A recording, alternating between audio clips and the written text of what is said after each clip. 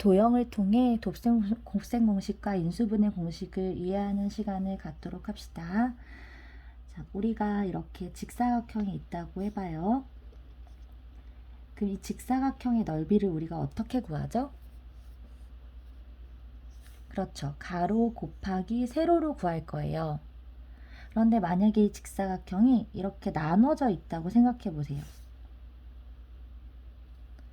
그러면 이렇게 나눠진 이 부분 하나, 둘, 셋, 네 개 각각의 이 작은 직사각형들의 넓이를 구해서 이 네 개의 넓이를 더해도 이 큰 넓이를 구할 수 있겠죠. 그 원리를 이용해서 전개하는 방법을 이해할 수 있어요. 예를 들어 여기 요만큼의 길이들이 A, B, C, D라고 해봅시다.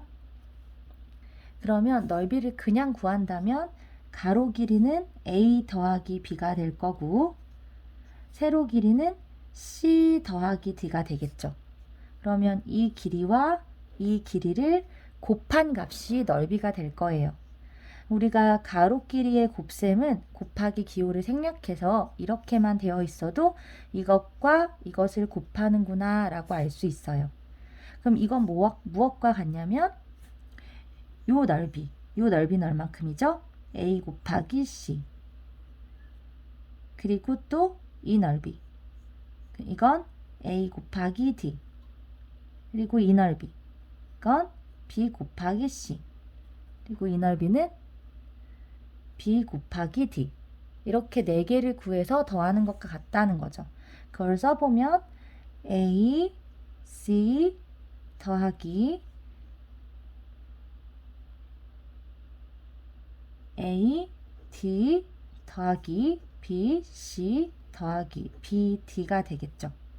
그러니까 통째로 구한 넓이와 각각을 구해서 더한 넓이는 당연히 같겠죠. equal, 등가, 같다라는 말이에요.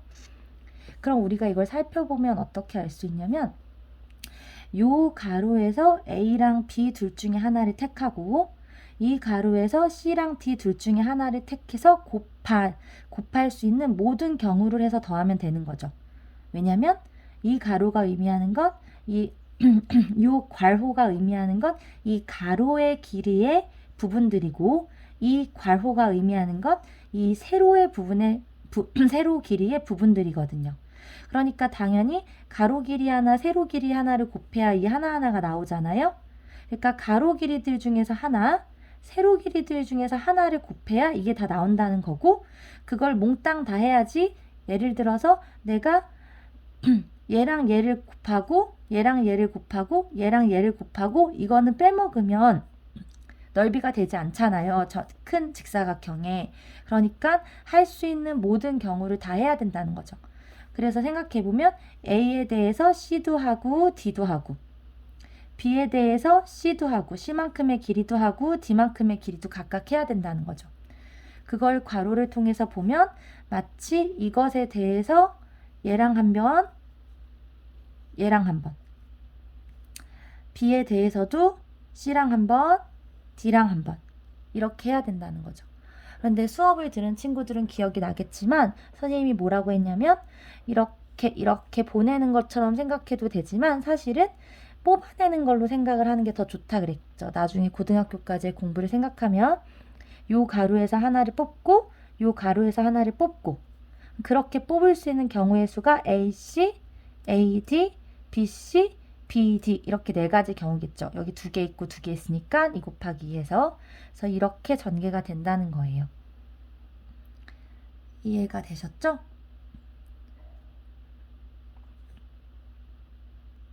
그러면 한번 연습을 해봅시다. 그럼 3A에 대해서 2A랑도 곱해야 되고 마이너스 5랑도 곱해야 되죠. 그래서 이렇게 2개씩인 경우는 이렇게 해도 괜찮아요. 그럼 첫 번째는 6A 제곱 3A랑 2A를 곱하니까 3이랑 2를 곱하면 6 A랑 A를 곱하면 A가 2개 그리고 두 번째는 마이너스 15A 3A랑 마이너스 5랑 곱하니까 그리고 이거는 플러스 2A 이거는 마이너스 5 그럼 어떻게 되냐면 6a 제곱. 그리고 여기 보세요. 자, 우리가 이렇게 문자의 종류와 곱해진 개수가 똑같은 걸 동류항이라고 불러요. 그럼 지금 이 항과 이 항은 A라는 문자 종류도 같고 한 개씩 곱해진 것도 똑같으니까 동류항이 되겠지요. 그럼 동류항은 이 앞에 개수들끼리 계산을 해서 하면 되겠죠. 왜냐하면 얘는 A가 15개 있다는 거고 얘는 A가 2개 있다는 건데 이건 빼야 되니까 어떻게 계산하면 된다? 마이너스 15와 2를 계산해. 그러면 마이너스 13, A, 상수항은 마이너스 5 이렇게 쓰면 되겠죠. 그런데 선생님이 수업 시간에도 설명을 했지만 자, 특별히 이런 식으로 된 경우에는 차수를 생각할 수 있댔죠. 그래서 이것도 A에 관한 1차, 이것도 A에 관한 1차면 A에 관한 2차, 1차 상수항이 뭐가 나올지 생각해 볼 수도 있다 그랬어요.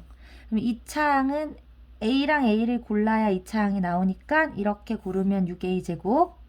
1차항은 여기서 1차를 고르면 여기서는 상수를 고르고 이 괄호에서 상수를 고르면 여기서 1차를 고르는 경우에만 나올 수가 있잖아요. 1차항은 이렇게 계산을 하면 2 빼기 15라서 마이너스 13.